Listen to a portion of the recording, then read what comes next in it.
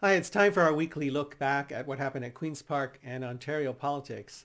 The legislature has returned. I have a couple of bills to talk about, but this week was overshadowed by the grim situation faced by Ukrainians. I know Ontarians stand with Ukrainians who are suffering because of Vladimir Putin's invasion. The big impact of the war in Ukraine for Ontarians is not that it makes gas prices, natural gas prices and food prices go up. They are going up because of the war in Ukraine. But the bigger question is the threat to the kind of world we want to live in. So I want to talk about a big issue, the cost of living, and two actions that the Ontario government announced. One that feels good, and the other which really has a chance of helping.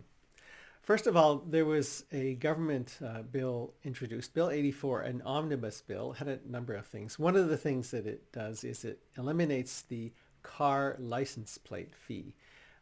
So that's $120 to everybody with a car, $240 to people with two cars. It feels good. The checks will arrive in April, apparently, just before the official election campaign starts on May the 5th.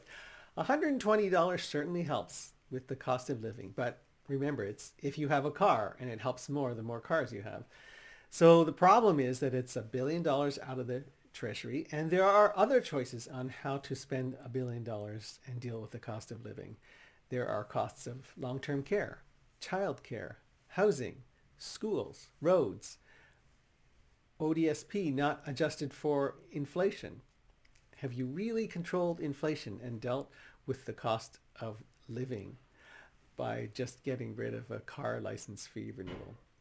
To be fair to the Ontario government, here's something else which does really matter. Ontario announced that they will be implementing a 30-day service standard for out-of-province credentials to be processed so that jobs can be filled faster. And there will also be a recognition of out-of-province fall protection training after just a short refresher. So people will get to work faster on building houses or installing solar panels. Jobs will be filled. Workplaces will be running smoothly. People will get paid. Those are the things that COVID disrupted. And when that happens, that leads to what economists call productivity, when all these good things happen. And that is what will truly raise wages and keep prices low. Bill 84, being an omnibus bill, it also creates a new Center of Realty Excellence. It finds provincial properties for housing and long-term care. So we can go ask them about the provincial campus. It's a piece of land near the intersection of King Street and Portsmouth.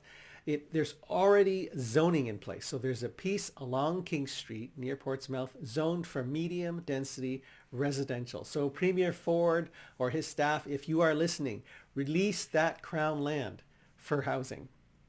I also want to mention a private member's bill, Bill 86, supported by all opposition parties.